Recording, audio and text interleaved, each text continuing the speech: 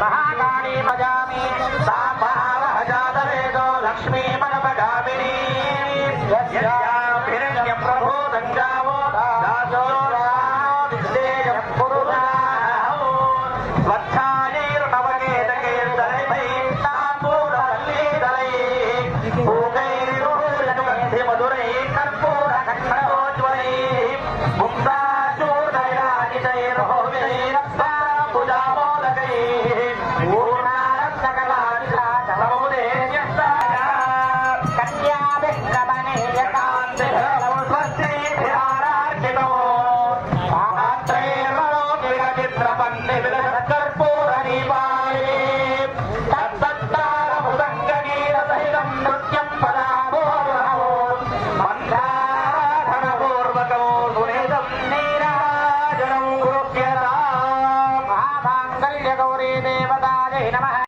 అమ్మవారికి సలక్షణంగా శ్రీ సూక్త విధానంతో షోడశ ఉపచారాలతో మాంగళ్య గౌరీదేవికి పూజ చేయడం జరిగింది.